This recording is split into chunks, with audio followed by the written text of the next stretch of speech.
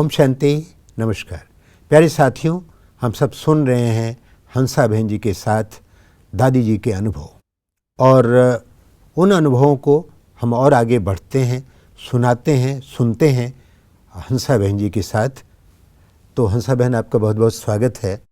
एक बहुत बड़ा मूल्य है टाइम फैक्टर, और मैंने देखा है कि दादी जी को कि वो विदेश में रह कर के एक बात को जो उन्होंने जिया, साथ में रखा कि समय का बड़ा ध्यान रखा, बड़ी पंक्चुअल रही, रेगुलर रही, एक्यूरेसी रही, टाइम पर पहुंचना, टाइम पर सब काम करना, टाइम को सफल करना। मैं समझता हूं कि समय एक ऐसी चीज़ है जिसके साथ चलना तो क्या, उसको सफल करना ये आसान बात नहीं है। दादी जी इतनी उम्र तक होते हुए कभी अपना टाइम जो है जाया नहीं किया, व्यर्थ नहीं गंवाई, और अपना ही नहीं दूसरों को भी। आपका क्या इस संबंध में क्या कहना है कि दादी जी ने कितना समय को सफल किया, कितना तवज्जो दिया समय को? जब शुरू में वो जब विदेश आई जी, लंदन में आई, तो एक बात दादी को बताई गई थी कि यहाँ विदेश में इस स्थिति से होता है कि टाइम की बहुत कीमत होती है।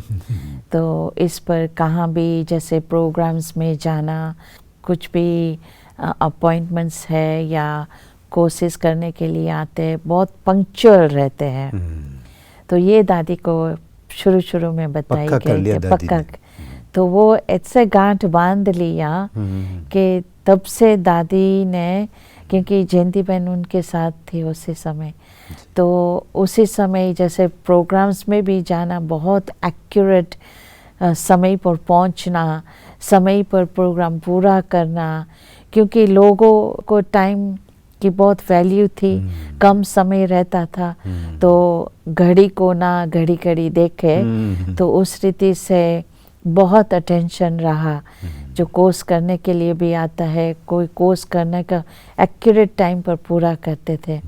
तो विदेश में ये कल्चर है कि टाइम फैक्टर उन्हों का रहता है, टाइम मैनेजमेंट। और वो लोग भारत के लिए हंसते हैं, कहते हैं इंडियन टाइम तो नहीं है। जी। तो बहुत ही जैसे हम सुनाते थे कि ये टाइमिंग्स है, तो हमने देखा कि उसको बहुत कदर रहती थी इन बातों में। तो जबकि सुबह मुरली क्लास में भी टाइम पर पहुंचना या क्लास में टाइम पर पहुंचना, किसी के संकल्प नहीं चलाने देती थी। योग में टाइम पर, क्लास में टाइम पर, बाहर प्रोग्राम में टाइम पर सोना, टाइम पर खाना, सब चीज़। जी, तो यहाँ भी इस रीति से ही जैसे चली, यहाँ वापस आई, जो उसका चलना ही जैसे फास्ट हो। यहाँ तो सब थोड़ा हंस लेते थे कि दादी वो फास्ट हो गई है। तो इस रीति से अपने को चलाती थी। तो हमने देखा कि इनको जो वैल्यूज़ थी, कदर था, तो समय ने भी उसको किस रीति से मदद किया।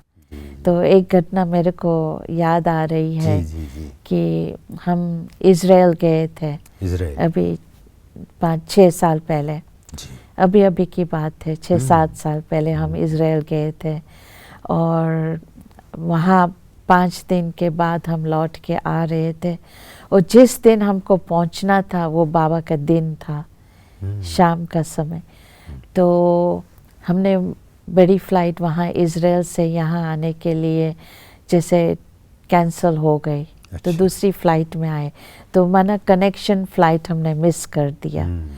तो दादी बॉम्बे तो पहुँच गई, और शाम को तो बाबा आने वाला है। तो फिर कैसे भी करके, दादी का संकल्प बहुत ही पावरफुल रहता था कि कैसे भी करके मेरे को पहुँचना ही है बाबा मिलन में।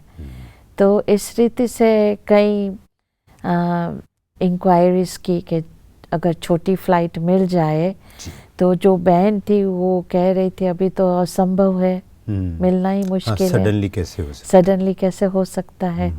नहीं, हो जाएगा, अब देखो, ढूंढो। और सच में दादी का जो संकल्प थे, और समय भी कितना मदद करता है कि उसको फ्लाइट मिली और दादी 6:30 बजे पहुंच पहुंच गए। गई। तो आके फिर फ्रेश हुई और सीधा हॉल में 7 बजे पहुंची। तो मैं 7 बजे एग्जैक्ट 7 बजे हॉल में पहुंची। तो समय भी उनको मदद करता किया। रहा। योग बल, उनका विल पावर इतना वो रहा विल पावर भी कि था। मुझे पहुंचना है, पहुंच ही जाऊंगी। जी जी। उसने वैसे क्रिएट कर तो देता है। जैसे बहुत ही जैसे हम खुद समय का कदर करते हैं तो समय भी समय हमारी हमको कदर करता है। हमारी कदर जी, करते जी। हैं। ऐसी भी कई घटना हुई है। जी। जैसे कि 2019 को लास्ट ईयर ही फरवरी में हमको जी। बॉम्बे जाना था। जैसे ही हम एयरपोर्ट पर पहुंचे, दादी को कार में से उतारे, और वहाँ ही एकदम वहाँ 10,000 बहुत बड़ा प्रोग्राम रखा गया था, जो 10,000 लोग आने वाले जी, थे। जी, जी, बॉम्बे के और बड़े बहुत प्रोग्राम। बड़ा वीआईपी प्रोग्राम रखा था। तो पहुंचना बहुत ज़रूरी था। जैसे ही दादी गाड़ी से उतरी तो दादी से उल्टियाँ हो गई। अच्छा। जी। और हमारी फ्लाइट पकड़नी थी। अच्छा। हाँ। जी। तो दादी के सारे कपड़े बिगड़ गए। अच्छा। लेकिन दादी एक शब्द कुछ नहीं कहा अच्छा। कि हो जाएंगे, पहुंच जाएंगे। इतना बोला कि पहुंच जाएंगे। वाह, क्या बात है। तो फिर हम उनको सेंटर पर लेके और फिर दूसरी फ्लाइट बुक किया और उनको तैयार किया, सब कुछ किया। ये नहीं बोला कि मेरी तबीयत ठीक नहीं है या अभी कैसे जा सकते हैं या मेरे को ऐसे उल्टियाँ हो गई है। तो कुछ नहीं, बस समय पर पहुंचना है, उसका संकल्प था। और सच में हमने दूसरी फ्लाइट पकड़ी और बॉम्बे पहुंचे। मतलब गैलअप कर लिया दादी ने, जी। पहुंचना है हमको, टाइम पर तो पहुंच गई। जी। लेकिन मेरी तबीयत कैसी है उसका भी जरा ध्यान नहीं दिया। ये भी कि किसी का संकल्प नहीं चले। बिल्कुल। टाइम फैक्टर जहाँ आता था तो वहाँ दादी कहती थी कि किसी का संकल्प नहीं चले। वेरी गुड, क्या बात। कि क्यों देरी से आए, क्यों। हाँ, लोग इतना सोच में पड़ जाएं क्या हुआ दादी क्या को, हुआ, ऐसा कैसे हो गया, हुआ। वैसे हो गया। हाँ, तो कुछ बताना, कोई जिक्र नहीं करना, बस टाइम पे पहुंचना है हमको। जी, टाइम पर पहुंचना है बहुत हमको। अच्छा। कुछ भी घटनाएं होती थी तो दादी कभी भी जैसे वीक संकल्प नहीं आने देती थी कि नहीं हो सकेगा या पोस्टपोन करो या अगली बार जाएंगे। जी। क्योंकि जो प्रोग्राम बना था तो वो भी जैसे उनका भी संकल्प न चले किस रीति से कि अभी क्या होगा। आपने दादी से टाइम को सफल करना सीखा या आपने कुछ दादी को कभी कभी दादी को प्रेरणा देती थी? दोनों दोनों होता था। दोनों जी। और आपको भी ख्याल में होता है कि दादी का संकल्प है तो दादी को समय पर हम पहुंचाना ध्यान रखते थे कि उसका टाइम वेस्ट ना हो। बिल्कुल, बिल्कुल। क्योंकि उनको बहुत अंदर से था कि हम भी ध्यान रखते थे कि समय पर जैसे क्लास में ले जाना है, क्लास पूरा कराना है। कभी कभी इशारा भी मिलता था कि अभी पूरा करना है तो समय पर पूरा कराते थे। क्योंकि दादी को कभी कभी घड़ी नहीं दिखाई देती थी। हाँ, और दादी घड़ी पहनती तो है नहीं, पहनती भी नहीं हाँ, थी हाँ, और दिखाई भी नहीं पड़ी तो आँख की रोशनी कम हो गई थी। तो वो भी थोड़ा डिफ़िकल्टी होते। कभी कभी हम वहाँ घड़ियाँ रख देते थे, कभी भूल भी जाते थे। लेकिन दादी बहुत अटेंशन तो रखती थी, लेकिन कभी दिखाई नहीं देने के कारण फिर थोड़ा ऊपर हो जाता था। दादी जब जैसे सवेरे उठना है और टाइम पर पहुंचना है तो टाइम देख करके कुछ करती थी या कि दादी के अंदर से ऐसे इंट्यूशन होता था कि मैं जाग गई और टाइम पर पहुंच गई? दादी अपने आप को बहुत निश्चिंत कर दिया था कि घड़ी घड़ी उठ के घड़ी को देखना या ऐसे जाग जाना कि समय हो गया, समय हो गया। कभी अंदर से होता है ना, अपने आप जाग जाते कि समय तो नहीं हो गया, टाइम तो नहीं हो गया। तो दादी ने बहुत ही अपने आप को निश्चिंत कर दिया था क्योंकि उसको विश्वास था कि आके खड़ी हो जाएंगी। अच्छा। खटिया के पास, मेरे खटिया के पास आके खड़ी। जैसे पहले अमृत वेला करने जाती थी, जब तबीयत ठीक थी तो बहुत साल हॉल में अमृत वेला कराने जाती थी। मैंने देखा। तो हम खटिया के पास ही खड़े हो जाते थे और ऐसे ही कुछ हिलाते नहीं थे, ऐसे ही हाथ थोड़ा रखते थे और जाग जाती थी। तो उसको बहुत खुशी होती थी कि नहीं, बहुत निश्चिंत कर दिया था उनको कि उनको घड़ी देखने की कोई ज़रूरत नहीं है। तो इस रीति से हमने बहुत उसको हेल्प किया, मदद किया। कभी ऐसा नहीं हुआ कि आपको भी आँख लग गई हो? जी, इतने समय में, इतने सालों में एक ही बारी ऐसा हुआ। अच्छा अच्छा। हाँ, कि मालूम नहीं कैसे हुआ ऐसे, लेकिन हुआ अच्छा। कि मैं उठ नहीं पाई और दादी उठ गई। हाँ, अच्छा। क्योंकि मैं 3:30 बजे उठ जाती थी और दादी को 3:45 बजे मैं उठाती थी। तो 3:30 बजे मेरी आंख लग गई, मैं उठी नहीं। तो दादी ने उठ के अपने आप को थोड़ा फ्रेश करके, उस समय तो अच्छा चलती थी, तो फ्रंट दरवाज़ा के पास सब जो कुंडी लगाई थी वो खोली, ऊपर से स्टॉपर नीचे किया और हमको डिस्टर्ब नहीं किया दादी ने। अच्छा। हाँ, अच्छा। तो दादी अपने आप तैयार होके जैसे बाहर निकली तो अचानक मेरी आंख खुल गई। मैंने देखा खटिया में दादी है नहीं। अच्छा। तो कहाँ है, तो इधर उधर देखा, फिर मैं फ्रंट में गई तो दरवाज़ा खुला है। तो मेरे को तो बहुत जैसे ख्याल में आया होगा। ख्याल जी, हुआ तो कि ये क्या हो गया। लेकिन तब तक तो कोई भी आया होगा तो दादी को हाथ पकड़ के फिर अच्छा। हॉल में पहुंचाया। अरे वाह। तब तक तो मैं हॉल में भी उसके बाद पहुंच गई। जी, लेकिन मेरे को तो बहुत ख्याल हुआ कि ये कैसे हो गया। क्योंकि अक्सर करके ऐसे होता है भाई, टाइम पे पहुंचना है, टाइम पे जागना है, तबीयत है, कुछ है, देरी भी हो सकती है, लेकिन आपने बहुत साथ दिया, बहुत अच्छी अच्छी बात सुनाई। जी।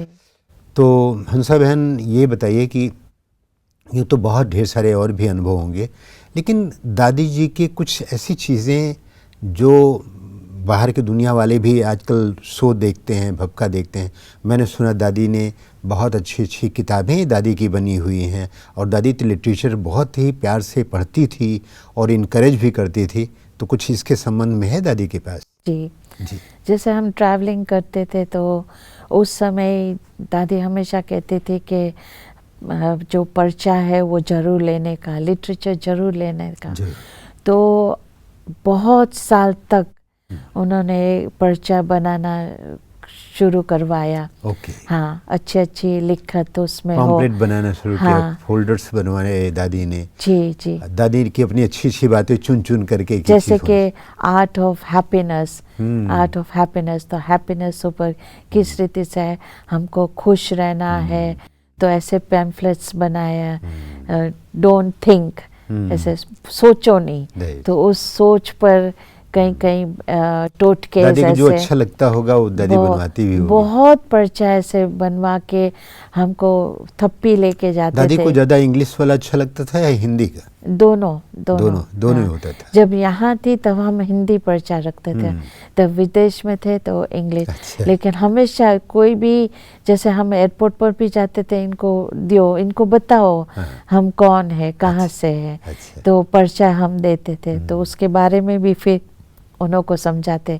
कभी कभी किताबें भी छोटी छोटी रखते थे विजडम की। जी जी, तो हाँ, तो वो भी उन्हों को देते थे। तो दादी खास करके ये बनवाती थी दादी। हाँ, क्योंकि उसको ज्ञान का भी बहुत शौक था और वो समझती थी कि इन्हों के पल्ले पड़ेगा, क्योंकि उसके पीछे फिर फ़ोन नंबर्स, एड्रेस, और जो लंदन में हम जब थे तो सब सेंटर्स के आसपास के सेंटर्स के एड्रेसेस भी होता है। हाँ, अगर इंटरनेशनल ट्रैवलिंग करते थे तो उसका पर्चा अलग रखते थे, तो इंटरनेशनल एड्रेसेस सब रखते हैं। तो अलग अलग हम एड्रेसेस रखता कि कोई भी संपर्क करना है तो नज़दीक से वो जा सके, नज़दीक कर सकते थे।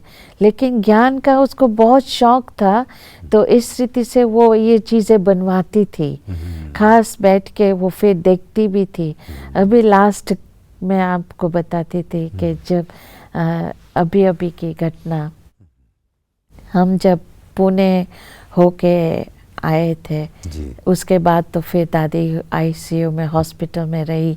तो दादी को बहुत अच्छा लगता था, तो हमने सोचा कि जो जो वीआईपी से दादी मिली है तो वो पर्चा हम नया बनाए, तो वो बनाया और फिर हम हॉस्पिटल में उसको आईसीयू में उनको दिखाया। ओके। तो तब तो तबीयत थोड़ी ठीक थी, तो दादी उसको देख के इतनी खुश हुई। Very good, बहुत अच्छा। तो ये तो बहुत अच्छा बनाया है, क्योंकि उसमें दादी के सारी अंतिम दिनों की लिखत जो दादी सेवाएं का हुई। प्रोफाइल था उसमें। तो संस्था का भी सब था, दादी के बारे में भी था, और बीच में फोटोज था। तो दादी अति खुश हुई थी उस बात में। तो हमेशा इंस्पायर करती थी कि ऐसी ऐसी चीज़ें बनाओ और सबको बांटो। और जो आपने कई जगह ये जो डायमंड हॉल के राउंड में जो स्लोगन्स लिखे हैं, राजयोग वगैरह का जो लिखे जी, हैं, तो वो जो किताब जो बनी है वो दादी ने बनवाई। वेरी गुड जी, क्योंकि वो जो स्लोगन्स थे, तो दादी ने कहा ये तो बहुत अच्छा है, बहुत अच्छा है। हाँ, किसने ये लगाया, किसने, उनको बुलाओ। तो फिर मैंने सुना भी था। हाँ, तो जुनेश भाई को बुलाया, फिर उसने सारी बताया कि दादी इस रीति से बनाया। तो खास उनको ये वो भाई को दिया कि हिंदी में एक तरफ हो और इंग्लिश में हो, तो ऐसी किताब बनाई। जी, मैं भी गया था ऑफिस में, तो मैंने भी ढेर सारे स्लोगन राजयोग के बनाए और पूरी दीवार पे लगाया। तो चुनेश भाई ने बताया भी कि दादी को बहुत पसंद आया, बहुत पसंद था। तो दादी ने खास ये बुक बनवाई। तो जितने भी ये कॉम्प्लेक्स में बड़े लोग आते थे, वीआईपीज लोग आते थे, तो उनको ये बुक्स बांटी गई थी। और हम जब ट्रैवलिंग भी करते थे, तो हम वीआईपी पैक्स में वो डालते थे वो बुक्स। तो दादी देख के तो बहुत अच्छा लगता था उसको कि जो मेरी मन की बातें हैं, जो मेरी इच्छा है, तो ये सब कर रहे हैं। कर रहे थे। अच्छा, और भी दादी जी की किताबें भी हैं ना, कई ऐसे मैंने देखा है। जी, wings of soul, God's companion, God's companion और विंग्स ऑफ सोल। हाँ, अच्छा, वो भी है। क्या बात है। फिर फीलिंग ग्रेट। तो इस रीति से बहुत सारी बुक्स दादी ने। वो क्या है कि जो क्लासेस कराती थी जी, तो उस क्लासेस में से सब एक्सट्रैक्ट लेते थे और उनकी बुक्स कंपाइल की गई। तो ये जो बुक्स है एक्चुअली उनके क्लासेस से निकाली गई है, उनमें से निकाली हुई पॉइंट्स। जी, दादी जी के पूरे जैसे क्लासेस होते रहे हैं, उनका भी कहीं संकलन है क्या? पूरा तो करना बड़ा मुश्किल, क्योंकि बहुत दिनों का कई बुक्स ऐसी बनी है। अच्छा, ज्ञान सरिता। अच्छा, हाँ, ऐसे कई बुक्स है। 1 ज्ञान सरिता 1, 2 ऐसे बुक्स बनी है दादी की। जी। तो लोगों को पसंद करते हैं। दादी जी को बड़ा इंटरेस्ट होता था पढ़ाई का, बहुत शौक, लिखाने का, पढ़ने का, सुनाने का और इंटरेस्ट लेने का, चाहे वो इंग्लिश हो, हिंदी हो, वीआईपीज के लिए, आईपीज के। जी, अभी भी जैसे कि उसकी आंखें इतनी काम नहीं कर रही थी, तो हमेशा कहती थी कि मेरी आंख दिखाओ ने, कोई मेरे को अच्छा सा चश्मा बना के देवे। हाँ, जबकि हमको मालूम था कि ये तो उम्र वजह से अभी इसकी आँखें की रोशनी थोड़ी कमज़ोर हो गई है, तो इसका तो कुछ कर नहीं पाते थे। लेकिन हम पावरफुल लाइट, जैसे फोकस लाइट, हाँ, तो उस रीति से हमने उनको खुश किया कि फोकस लाइट से वो अच्छी तरह पढ़ सके। उनकी जो मुरलियाँ भी थी, पहले A5 थी, छोटी छोटी मुरलियाँ आती थी, फिर A4 साइज, फिर A5 साइज, तो बड़ी प्रिंट, तो ताकि वो पढ़ सके। और क्लास में मुरली पढ़ने का भी दादी को बहुत शौक था। तो क्लास में भी अभी तक 104 साल तक भी उसने मुरली स्टेज पर पढ़ती रही। हाँ, दादी इतना शौक है कि बिना बहुत पढ़ने का शौक था।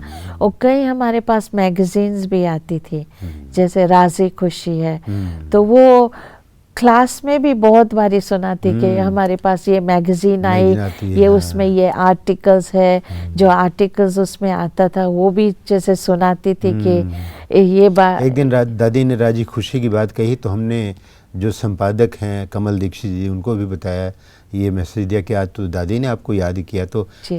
अक्सर करके ये चीज़ होती है कि राजी खुशी है, जी। ज्ञानामृत है, ज्ञान वर्ड अमृत। रिन्यूअल है, या ओम शांति मीडिया है, ये जी। सब जितने भी चीज़ें हैं दादी बड़ी शौक से बहुत शौक से पढ़ती थी। अभी ज्ञान अमृत का भी हमने रिक्वेस्ट किया था अगर बड़ा बना सके तो, जी। ताकि दादी पढ़ सके। तो इस रीति से दादी को बहुत शौक रहता था कि मैं कुछ ना कुछ, कभी कभी तो जगदीश भाई की भी बुक खोल के पढ़ने लग पड़ती थी, लेकिन उसमें प्रिंट बहुत छोटे छोटे थे तो कम पढ़ने में आते थे। लेकिन बहुत शौक, जैसे कुछ नई चीज़ उनको मिली, कई बुक्स वो उठा के, अब खुद की बुक्स भी 5-6 बारी देखी होंगी फिर, लेकिन जिस समय हम उनको देते थे तो ऐसे ही लगता था कि पहली बार मैं देख रही हूँ। जैसे कोई पर्चा भी हम उनको 5 साल पुराना 10 साल पुराना देते थे तो ऐसे लगता था ये तो बहुत अच्छा है, ये तो बहुत वंडरफुल है, ये तो बहुत सेवा करने वाला है। तो उस रीति से बहुत खुश होती थी कि बहन, मैं समझता हूँ कि दादी जी की ये खूबी की प्रोत्साहन देना, लिटरेचर को भी की वृद्धि हो, अलग अलग इस तरह बनने चाहिए, और ख़ुद दादी देखती थी, इंटरेस्ट लेती थी, ये एक बहुत बड़ा गुण है कि ये प्रोत्साहन देने का। इसी कड़ी में देखा मैंने कि दादी जी ने एक ऐसे से कीर्तिमान यज्ञ में स्थापित किए, जैसे कि आदि रत्नों का जो आत्माएं अपने पास रहीं यज्ञ में, बड़ी दादियां रहीं, जो दादियां रहीं यज्ञ में, वो जब चली गईं तो याद करने में दादी को बहुत ध्यान आता था। इनके चित्र सब जगह होने चाहिए, इनके बारे में लिखा हो जाए, इनके ऊपर क्लासेस होनी चाहिए, इनकी बातें होनी चाहिए, इनके बारे में सबको जानना चाहिए। तो मैंने देखा है कि एक बहुत बड़ी, वो बड़ी दादी ने जब शरीर छोड़ा था जी, तब बड़ी दादी का जो बड़ा पिक्चर्स रखे गए थे, जी, तो उस समय दादी को बहुत अंदर से ख्याल होता था कि हमारी जैसे और भी पूर्वज है, तो उनका भी सब आदि रतन है, जो शुरुआत में सब दादियाँ थी, दादा था, तो इनों का जैसे दादी ने ही पूर्वजों का फोटो बनाया, ताकि वो फिर क्लास में भी सुनाती थी कि इनों का एक एक का परिचय सभी को सुनाना चाहिए, क्योंकि कई लोग नहीं जानते थे। जो पुराने जो भाई बहने थे वो जानते थे जो आदि रतन कौन थे, लेकिन जो अभी के जो जनता आने वाली जो नई आत्माएं हैं उनको कुछ मालूम नहीं है। बिल्कुल। तो इन्हीं के बारे में किस रीति से उनका परिचय हो, तो दादी ने खास ये फोटो बनवाया और सब बड़ी बहनों को बोल दिया था कि इनों का एक एक परिचय आप अपने जिज्ञासुओं को सुनाओगे। दादी जी की एक विशेषता सबको मालूम है कि दादी क्लास में बोलती थी, कभी इन दादी का, उन भाइयों का, उन बहनों का, दादियों का, दादाओं का जो अनुभव सुनाती थी दादी, ऐसा किसी को नहीं देखा गया कि दादी जोड़ जोड़ करके यज्ञ में कैसे किसका क्या योगदान रहा, कैसे मिले, कैसे कार्य करते थे। वो दादी सबके नाम की माला जपती थी, ऐसा लगता था। और वही देख करके दादी चित्र भी बनवाए और सब जगह चित्र लगवाए, ऐसा लगता था कि दादी सबको जीवंत कर दिए। और दूसरी बात कि ये भी बहुत ध्यान में आता था कि दादी अगर ये काम ना करती तो यज्ञ से बहुत ढेर सारी चीज़ें निकलती जाती थी, पता नहीं लगता था भाई कौन थे हमारे आदि रतन, कौन थे पूर्वज, कौन थे, इन्होंने कैसे कैसे काम किया। जी, मिस हो जाती, नए जो आने वाले भाई बहनों को पता नहीं चलता था। इसलिए दादी को अंदर से था कि सबको उनकी भी जानकारी हो, और जो क्लासेस में भी सब दादियों के बारे में सुनाती, क्योंकि दादी हमेशा अप्रिशिएट करती थी एक एक का जो रोल था। तो दादी हर एक की विशेषताएं जो थी वो विशेषताएं लेके चलती थी, इनमें ये था विशेषता, इनमें ये विशेषता है।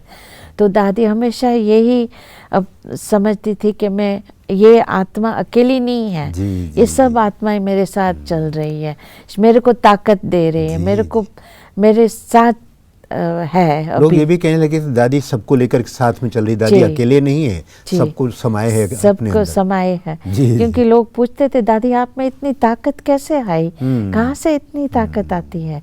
तो दादी कहते थे कि मेरे में बहुत सारी आत्मा प्रवेश है।